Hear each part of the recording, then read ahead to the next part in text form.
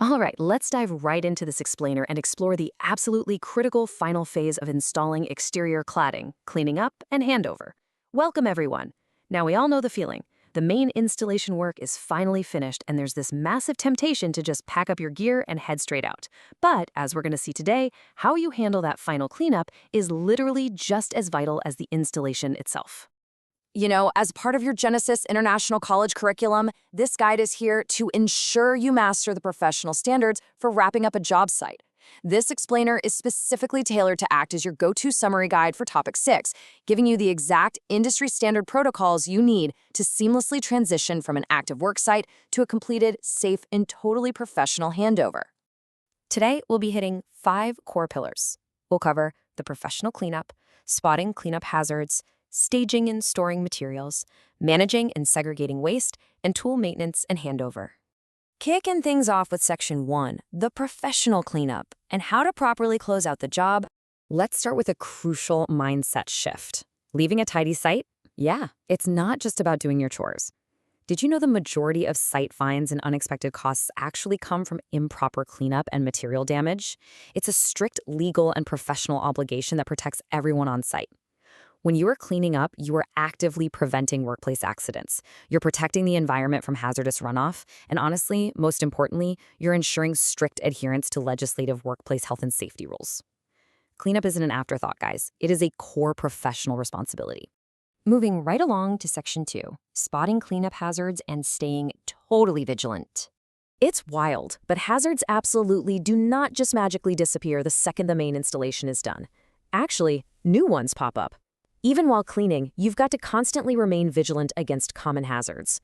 We're talking slips, trips, and falls caused by scattered offcuts or power cords. You have to watch out for manual handling strains when you're hauling heavy waste bags over to the skip.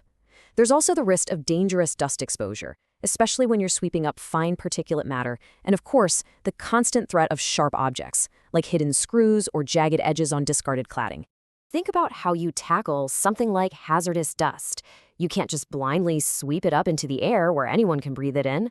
You have to use an industrial dust extractor, strap on the correct respiratory gear, and work highly methodically. Applying safe manual handling and using the right equipment isn't just a suggestion when you're vacuuming hazardous debris, it's completely non-negotiable. Okay, on to Section 3, staging and storing materials, or as we like to call it, the 3 keeps.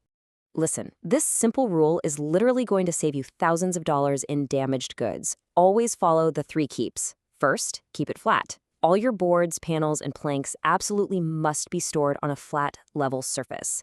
If you lean them against a wall for a few days, they'll bow and warp into modern art, rendering them totally useless for cladding. Second, keep it off the ground. Always stack your materials on bearers, those short lengths of timber, to keep your stock out of the mud, dirt, and sitting water. And third, keep it dry. Slap a waterproof tarp over the stack and secure it tightly, because rain will absolutely ruin timber, fiber cement, and compressed sheets. It's such a simple system, but it saves immense amounts of time and money. Section 4 takes us into managing and segregating waste, and we're going to put this to a real-world test. Managing waste requires strict adherence to your site's waste management plan. Why? To prevent the disastrous contamination of recyclable materials. So, picture this high-stakes scenario. You've got exactly 1 hour before knockoff, and your cutting station is completely covered in fiber cement dust, spent chemical sealants, and treated timber offcuts. What do? Sweeping it all into the nearest bin might be super tempting when you're exhausted, but as professionals, we know that's a massive mistake. Let's look at a real case study with a guy named Liam. On Liam's site, a laborer had actually started sweeping dangerous fiber cement dust straight toward an untreated timber recycling skip. Liam spotted this right away. He recognized it as an environmental breach, a huge safety hazard for the waste handlers, and a strict violation of the site's zero-tolerance policy for mixing hazardous waste. Sweeping silica dust, chemical waste, and treated timber all into a single bin is a massive waste management plan violation. So what did he do? Liam brilliantly executed a 4-step site protocol to safely resolve the whole issue. First, he lightly misted the fiber cement dust and offcuts with water. This suppresses the respirable crystalline silica, stopping it from going airborne.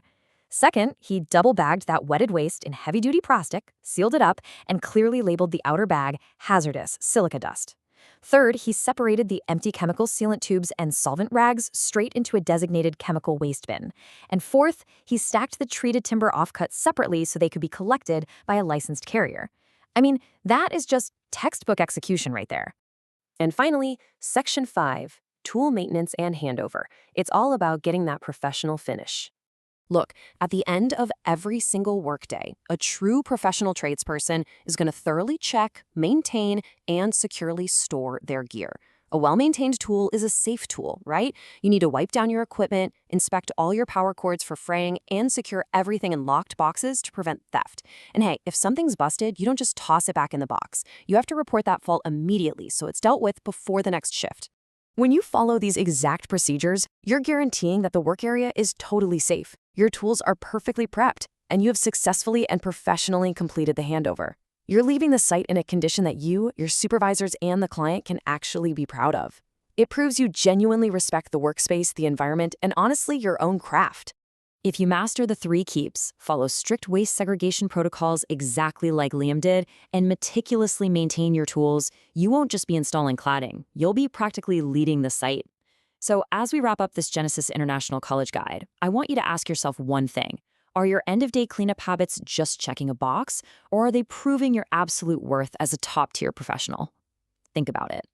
Thanks for joining me on this explainer, and I really hope this helps you absolutely dominate your future sites.